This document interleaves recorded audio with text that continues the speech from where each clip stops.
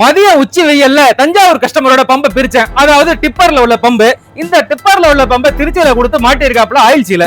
அந்த மெக்கானிக் செஞ்ச ஒரு சின்ன தப்பை இந்த பதிவு மூலமா பார்ப்போம். அந்த மெக்கானிக்கை குறை சொல்ல நான் விரும்பல. இது மெக்கானிக் மேல அறவே தப்பு கிடையாது.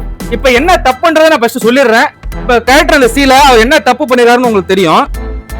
வாங்க, எவ்வளவு திக்னஸ்ல டேப் அடிச்சிருக்காரு பாருங்க.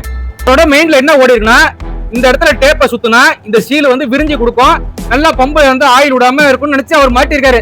நல்ல யோசனை தான், அப்படி செஞ்சா ஓடாதுங்க. அதுக்குதான் லேத்து மிஷின் வெல்டிங் எல்லாம் இருக்கு. அதெல்லாம் கொஞ்சம் மெஷினிங் வேலை இருக்கு. நம்ம ஆல்ரெடி வீடியோ போட்டிருக்கோம், தெரியுமா? உள்ளார போய் பாருங்க. தப்பு என்னன்னா, இது மாதிரி டேப் சுத்தக்கூடாது. மிஷினரி அதாவது லேத் மிஷின்ல விட்டு கடையணும். டேப்பை நான் பிரிச்சுட்டு காட்டுறேன். கொஞ்சம் கடினமா தான் இருக்கு. நல்லா சுத்திருக்கா பாருங்க. மெக்கானிக்கை குறை சொல்றதா நினைச்சுக்காதீங்க. இந்த பதிவு மூலமா நிறைய கம்பெனி பம்புகள் வந்துட்டு இருக்கு கடையில. ஆனா அதுக்கான ஒழுங்கான சீலை வந்து கம்பெனிக்காரங்க தர மாட்டாங்க. இது எந்த வகையிலும் மெக்கானிக்கை நான் குறை சொல்ல விரும்பல. மெக்கானிக் மேல என்ன தப்பு? சீலை கிடைக்கிற சீலை அந்த கம்பெனி சீலை கம்பெனி எடுத்து மாத்திரப்பல லீக் ஆகுதுன்னா அவர் மேல குத்தம் கிடையாது. சீலை ஒழுங்கான முறையில தர மாட்டாங்க.